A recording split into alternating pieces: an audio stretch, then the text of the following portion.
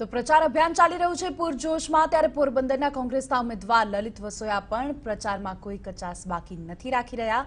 આ ગરમીના માહોલમાં પણ તેઓ છકડા પર ફરીને પોતાના માટે મત માંગી રહ્યા છે।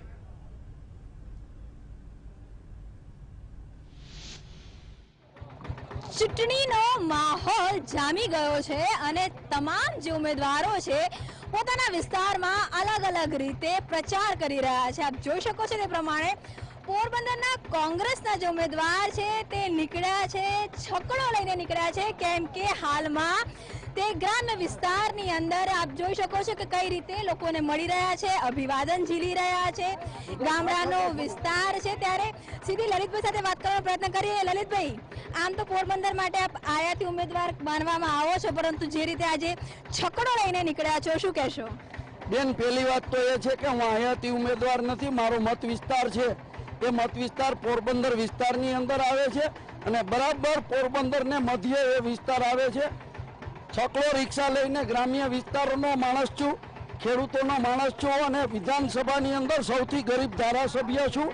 મારી પાસે સામેના ઉમેદવારની જેમ પૈસાની તાકાતથી લડવું નથી મારે, પણ હું મારા કાર્યકર્તાઓની તાકાત ઉપર જેવો છો એવો લોકોની સામે દેખાય અને ચૂંટણી લડી રહ્યો છું। લલિતભાઈ, તમે એક વાત એવી પણ કરી કે જેમ ધારાસભ્ય તરીકે તમારો જે પગાર હતો એ તમે ક્યાંક મેડિકલ કેમ્પમાં આપ્યો છો, જો આપ ચૂંટાઈને આવશો તો આ પણ જે પગાર છે લોકસેવામાં આપશો, શું વાત હતી? મેં ફોર્મ ભરતા પહેલા પણ એક સોગંદનામું કર્યું છે અને જાહેરની અંદર સુદામા ચોકમાં જાહેર સભાની અંદર પણ કીધું છે કે હું ચૂંટાઈશ તો મને મળતો પગાર જે કંઈ સવલતતાઓ મળે છે એની ઉપર મારો નહીં, મારા મતદારોનો અધિકાર હશે અને એ પગાર પણ જેમ ધારાસભ્ય તરીકે મારો પગાર ગરીબ લોકો માટે આપી દઉં છું એમ આ પગાર પણ હું મારા વિસ્તારના ગરીબો માટે મેડિકલ સહાય માટે આપી દેવાનું છું।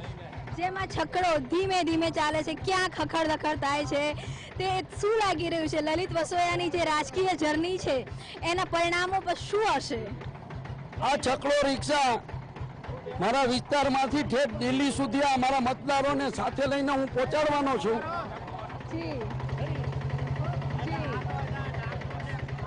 એટલે આમને આમ કોકનો ને કોકનો સહારો મળી જશે।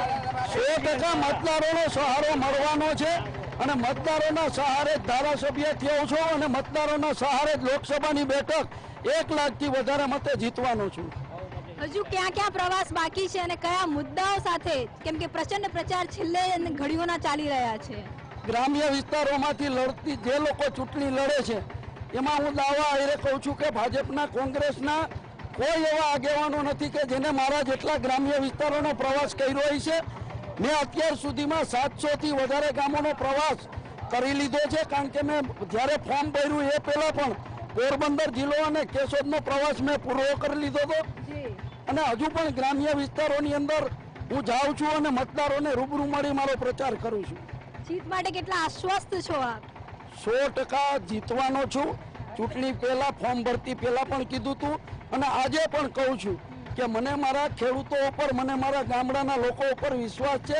મેં કરેલી કામગીરીથી લોકો સંતુષ્ટ છે અને સમગ્ર પોરબંદર વિસ્તારના લોકો ઈચ્છે છે કે મેં ધોરાજી ઉપલેટાના લોકોના જેવા કામ કર્યા છે એવા સમગ્ર પોરબંદર વિસ્તારના લોકોના કરું। એટલે આ વખતે પરિવર્તન નહીં પુનરાવર્તન થશે આપ માનો છો?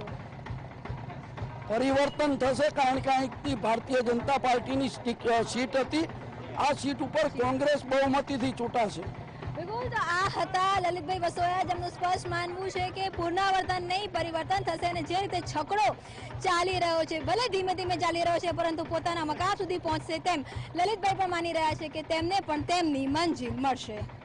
કેમેરામેન ઇમરાન સાથે કિંજલ મિશ્રા, TV9 પોરબંદર।